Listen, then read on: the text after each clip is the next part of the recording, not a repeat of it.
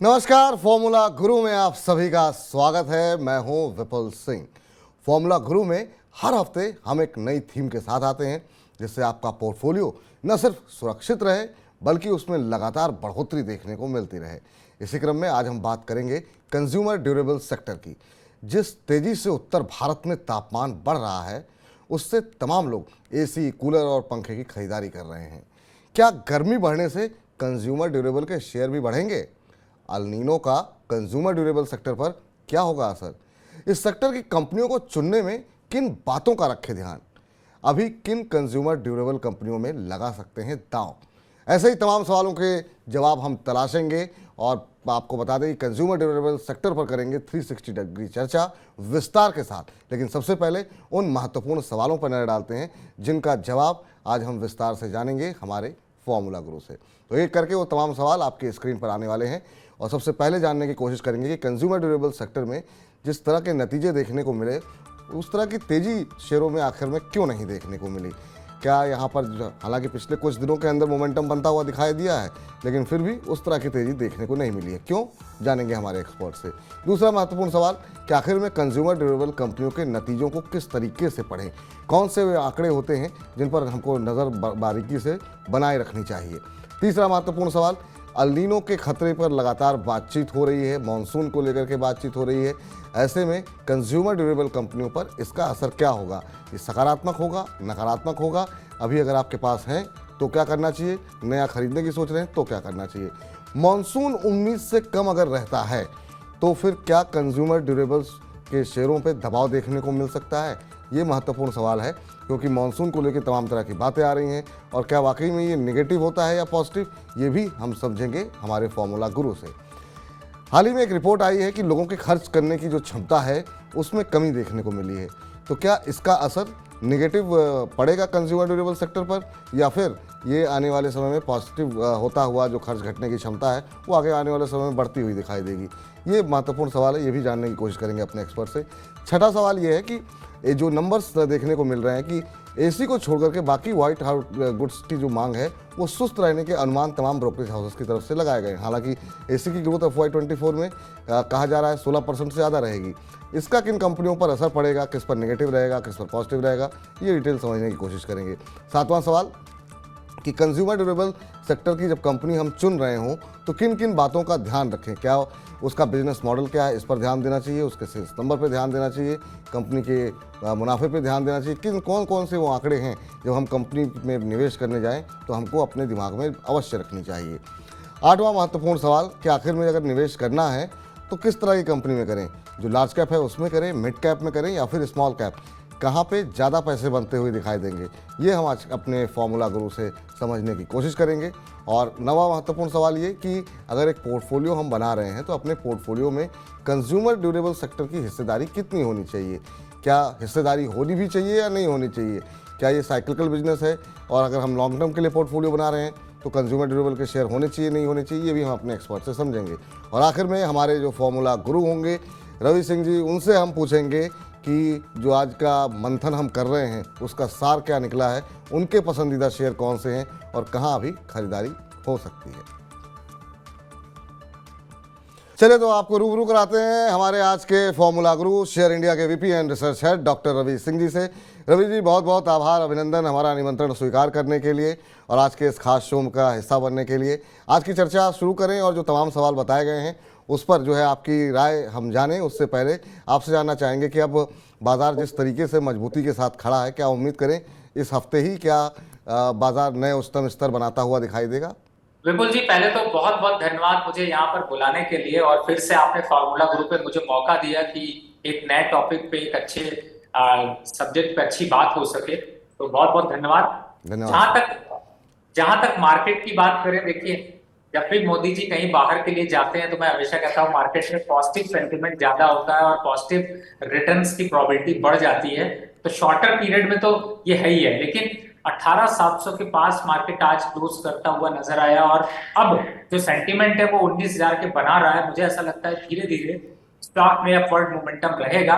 छोटे मोटे करेक्शन अगर आते हैं तो मुझे ऐसा लगता है वो हेल्दी करेक्शंस हैं। खासतौर से इन्वेस्टर को स्टॉक स्पेसिफिक रणनीति अगर रखते हैं तो उन्हें अच्छा फायदा मिल सकता है। तो स्टॉक स्पेसिफिक रणनीति बनाएंगे तो आपको ज़्यादा फायदा होगा। और रवि जी हर हफ्ते दोपहर 1 बजे आते हैं और अच्छे अच्छे शेयर बताते हैं, वो काफ़ी चलते हैं, तो उन पर नज़र रखिए। और आज जिस सेक्टर पर हम बातचीत कर रहे हैं उसमें समझते हैं कि क्या वैसे तो खरीदारी करनी चाहिए, नहीं करनी चाहिए, और आखिरी तक बने रहिए इस कार्यक्रम में, फिर आपको पता लगेगा कि आखिर में किन कंपनियों में खरीदारी की जा सकती है।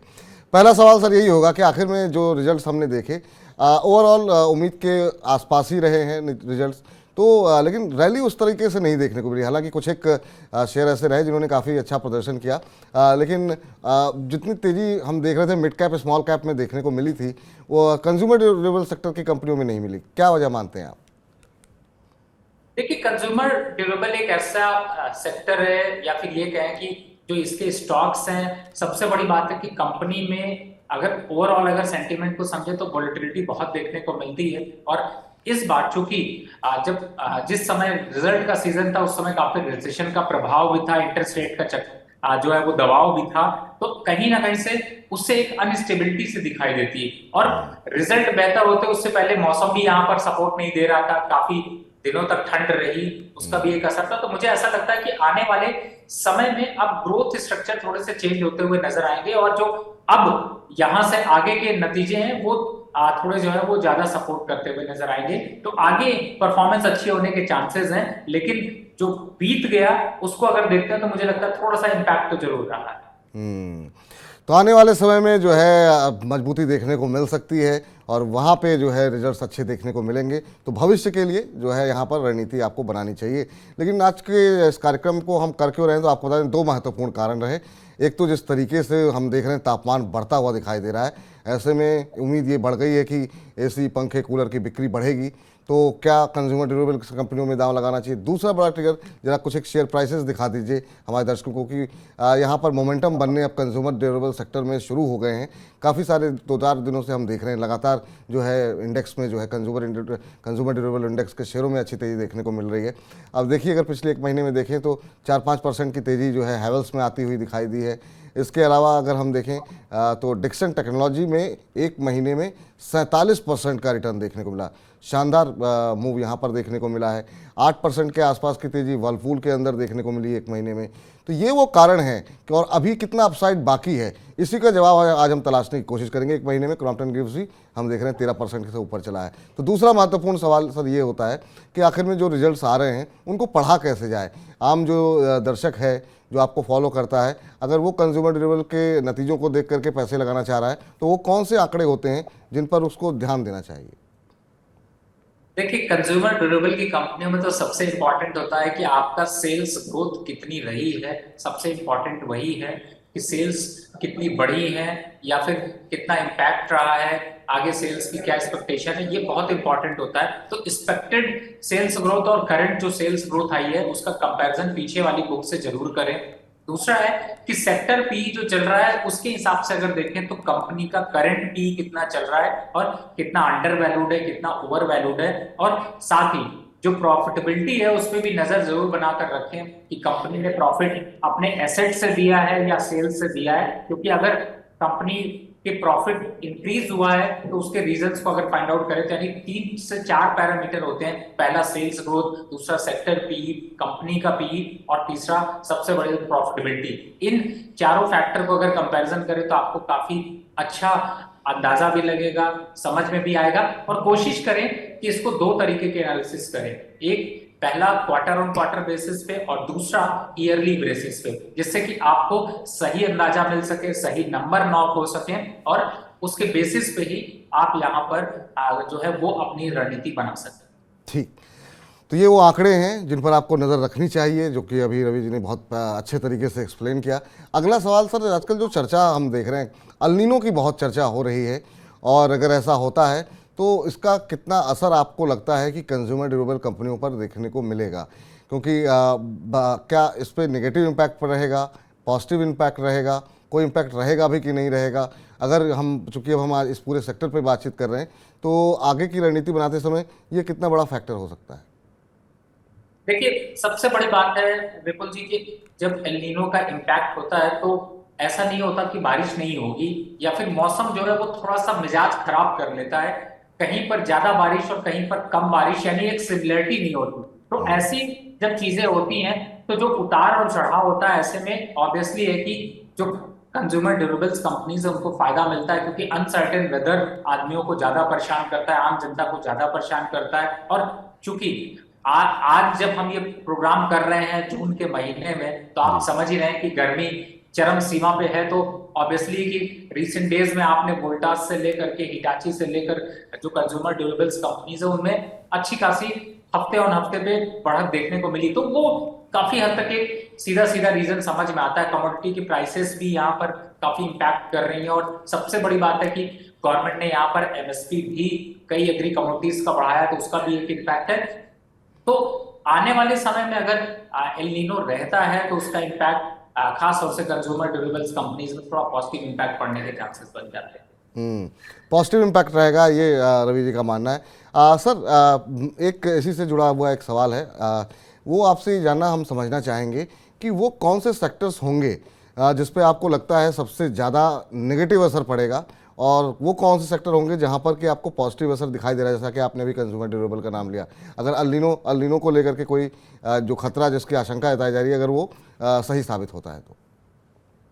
देखिए, एल नीनो की वजह से सबसे बड़ी बात है कि जो खतरा होता है तो कंज्यूमर ड्यूरेबल्स की डिमांड तो बढ़ती ही बढ़ती है, लेकिन जो सबसे बड़ा खतरा होता है वो एग्रीकल्चर की तरफ देखने को मिलता है, और उससे भी ज्यादा इन्फ्लेशन बढ़ता है। अगर इन्फ्लेशन बढ़ रहा है तो आप समझ सकते हैं कि बैंकिंग सेक्टर हो या फिर फाइनेंशियल सेक्टर हो, या फिर ये कहें कि जो इससे रिलेटेड अगर रियल एस्टेट है, आपके इन सेक्टर्स में ग्रोथ प्रोस्पेक्ट्स कम हो जाते हैं। तो आप अंदाजा लगा सकते हैं कि एल नीनो का इम्पैक्ट, आप इसको सिर्फ न्यूज के लिए ना देखें, इसका डे टू डे लाइफ में हमारे बहुत इंपॉर्टेंट फैक्टर है। और अगर एल नीनो ऐसे ही कंटिन्यू रहता है तो जो सेक्टर मैंने बताए हैं इन पे इम्पैक्ट होगा। और जहां तक मैं समझता हूं कि जो अगर इन्फ्लेशन बढ़ता है तो किसी भी कंट्री के लिए वो अच्छा नहीं होता, और उसका इम्पैक्ट सभी सेक्टरों में धीरे धीरे करके देखने को मिलेगा, और वो काफी हद तक एक निगेटिव असर डालेगा। तो एक तो अल नीनो की बात हो गई, और अल नीनो से ही जुड़ी बात है मानसून को लेकर के। और मानसून को लेकर के एक तरफ हम देख रहे हैं आईएमडी के जो आंकड़े हैं वो ये कहे जा रहे हैं कि सामान्य रहेगा। स्काईमेट की तरफ से कहा गया है कि जो है सूखे जैसी स्थिति भी देखने को मिल सकती है। अगर मानसून उम्मीद से कम रहता है तो इस सेक्टर के लिए क्या ये भी पॉजिटिव मानेंगे, क्योंकि गर्मी ज़्यादा रहेगी, तो कंज्यूमर ड्यूरेबल सेक्टर को लेकर के क्या आउटलुक होगा सर? देखिए, सबसे बड़ी बात है कि दो कॉन्ट्राडिक्टरी फैक्टर यहाँ पर होते हैं। देखिए, अगर एल नीनो पड़ता है तो एग्रीकल्चर ग्रोथ यहाँ पर कम हो जाती है, और एग्रीकल्चर ग्रोथ कम होती है तो इन्फ्लेशन बढ़ता है, और इन्फ्लेशन बढ़ता है तो वो बहुत ज्यादा किसी भी सेक्टर के लिए फायदेमंद नहीं होगा, पहला। दूसरा पॉइंट है कि अगर एग्रीकल्चर, देखिए जो हमारे खास तौर से कूलर की डिमांड है या फिर फैंस की जो डिमांड है, जो इलेक्ट्रिक आइटम्स की डिमांड है, वो अब टीयर 2 टीयर 3 सिटीज में काफी बढ़ी है, और कंपनियों ने उनको फोकस किया है। तो अगर एल नीनो का इम्पैक्ट रहता है तो मुझे लगता है टेम्परेरी तो फायदा दे सकता है, लेकिन लॉन्ग टर्म पे उसका इम्पैक्ट जो है वो निगेटिव होता हुआ नजर आएगा, और खास तौर से कंपनियों को यहाँ पर काफी सफर करना पड़ेगा। फंडिंग की जो दिक्कतें हैं वो बाहर आ सकते हैं। तो मुझे ऐसा लगता है कि अगर लंबे समय तक एल नीनो का इम्पैक्ट रहा तो वो निगेटिव होगा, शॉर्टर पीरियड रहा तो जरूर एक बार को फायदा देखने को मिल सकता है। ठीक। हाल ही में सर हमने देखी कि एक रिपोर्ट आई जिसमें कहा गया कि लोग खर्च कम कर रहे हैं, लोगों की खर्च करने की क्षमता घट रही है। क्या इस बात का असर इस सेक्टर पर भी पड़ता है, क्योंकि लोग अपनी अपनी जो खरीद है उसको कुछ समय के लिए टाल दें या ना लें? एसी लेने का मूड कर रहा है तो कूलर खरीद लिया, कूलर का बजट नहीं है तो पंखा ले लिया। क्या इस तरह की भी चीज़ें हो सकती हैं, या आपको लगता है कि अभी इतना ज़्यादा खराब स्थिति देखने को नहीं मिल रही है कि लोग खरीदारी नहीं कर रहे हैं? अब मुझे ऐसा लगता है विपुल जी, आप जो क्वेश्चन पूछ रहे हैं वो कहीं ना कहीं से सच्चाई है। दो तीन चीजें मैं हाईलाइट करना चाहूंगा। देखिए, जॉब के जो नंबर्स हैं, जिस तरीके से आजकल जॉब की सिचुएशन चल रही है, आईटी सेक्टर में डाउनफॉल देखने को मिल रहा है, उसकी वजह से भी, और लग्जरी को लोग कट आउट कर रहे हैं, तो वो एक इम्पैक्ट तो है ही है। और इसी वजह से सेल्स के नंबर्स पे भी उतना अट्रैक्शन नहीं देखने को मिल रहा है। इंडस्ट्री में अगर आप बात करेंगे तो आपको बहुत ज्यादा खुशी का माहौल नहीं दिखाई देगा।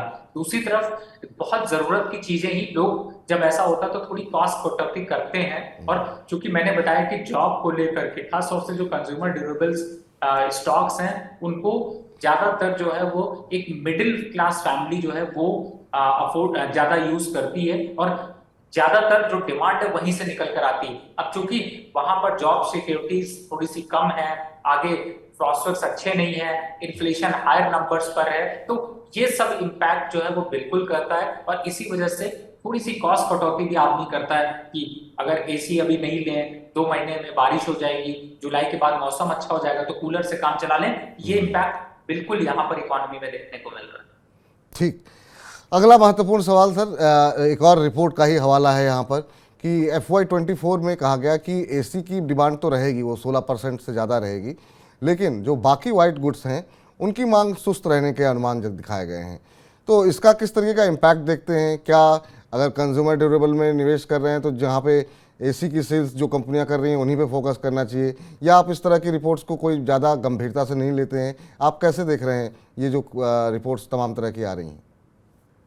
देखिए, सबसे बड़ी बात है कि स्टॉक में वोलेटिलिटी काफी ज्यादा होती है और आपको निचले स्तर पर खरीदने का और उच्चतम स्तर पर बेचने का मौका भी मिलता है। और इसीलिए शायद फॉर्मूला गुरु के प्रोग्राम में हम लोग ये डिस्कस कर रहे हैं। सबसे इंपॉर्टेंट पॉइंट विपुल जी यहाँ पर यही है कि इस तरीके के रिपोर्ट से आपको एक जो आप अपनी इन्वेस्टमेंट की स्ट्रैटेजी बनाते हैं उसमें बहुत हेल्प मिलती है। मैं ऐसा इसलिए कह रहा हूं क्योंकि आप समझिए, अगर मैं इन्वेस्टमेंट की स्ट्रैटेजी बना रहा हूं और मुझे मालूम हो कि ये स्टॉक अभी अंडर वैल्यूड या ओवर वैल्यूड है, तो मैं थोड़ा सा उसको सोच समझ कर निवेश करूंगा। अब एग्जाम्पल के लिए अगर मैं लेता हूं तो आप देखिए तो इलेक्ट्रॉनिक्स आइटम के स्टॉक्स यहाँ पर काफी ज्यादा तेजी से चल चुके हैं, लेकिन एसी के स्टॉक्स थोड़े कम चले। लेकिन ये भी देखिए कि एसी के स्टॉक्स जब अप्रैल का स्टार्टिंग था तो आपको ज्यादा तेजी से चलते हुए नजर आए। तो सीजनल डिमांड का इंपैक्ट इस पे ज्यादा पड़ता है, लेकिन रिपोर्ट से आपको यह अंदाजा जरूर लग जाता है कि आगे का प्रॉस्पेक्ट क्या है, कितनी डिमांड रहेगी और आपको क्या स्ट्रैटेजी यहाँ पर बनानी चाहिए। ठीक। अगला महत्वपूर्ण सवाल सर अब ये है कि कंज्यूमर ड्यूरेबल सेक्टर की कंपनी जब हम आइडेंटिफाई कर रहे हैं, बहुत सारी कंपनियां लिस्टेड हैं, और जब हमको एक या दो कंपनी में ही अगर निवेश करना हो तो किन महत्वपूर्ण बातों का ध्यान रखना चाहिए? कौन से वो चीज़ें हैं जिनको अपने जिन जिन जिन कसौटी पर जो है इन कंपनियों को कसना चाहिए? देखिए, सबसे इंपॉर्टेंट तो यही होता है कि आपको मैंने पीछे जो फंडामेंटल बताया उनको ध्यान रखें। Sales growth, profitability, operating margin, EBITDA margin, P का कंपैरिजन, इन पे बहुत ज्यादा फोकस करना चाहिए क्योंकि ये ऐसे नंबर्स हैं जो कि कंपनी के बैलेंस शीट को, बुक को हिट करते हैं और एक आपको सही अंदाजा देते हैं कि आपको इन नंबर से ये अंदाजा लगता है कि कंपनी की ग्रोथ कैसी चल रही है, सेल्स रेवेन्यू कैसा है, प्रॉफिटेबिलिटी कितनी है, कितने मार्जिन पे कंपनी काम कर रही है और कितना पी सेक्टर पी है। ये चीजें आपको जरूर हेल्प आउट करती हैं फंडामेंटल नंबर्स नॉक करने पे कि आपको अपनी स्ट्रैटेजी लॉन्ग टर्म के लिए क्या बनानी चाहिए। ठीक। अब सर अब बिल्कुल आखिरी पड़ाव की तरफ हम लोग हैं और दो तीन सवालों के अंदर हम सेक्टर को पूरा समेटने की कोशिश करेंगे। एक चीज़ और आपसे जानना चाहेंगे कि जब हम मान लीजिए कि हमने तमाम पैरामीटर्स पे कंपनी को देखा और दो तीन तरह की कंपनियां पसंद आ रही हैं, उसमें क्या हमारा फोकस जब कंपनी चुन रहे हो तो ये होना चाहिए कि लार्ज कैप चुने या मिड कैप चुने या स्मॉल कैप चुने? क्योंकि स्मॉल कैप में लोग कहते हैं कि रिटर्न जो है रिस्क ज़्यादा है लेकिन रिटर्न भी आपको अच्छे मिलते हैं। लार्ज कैप में ये रहता है कि निवेश सुरक्षित रहता है। तो कंपनी चुनते समय हमें क्या दिग्गज कंपनियों पे दांव लगाना चाहिए या जो छोटी कंपनियां हैं उस सेक्टर की उनकी तरफ देखना चाहिए? देखिए, बैलेंस पोर्टफोलियो बनाकर रखना चाहिए।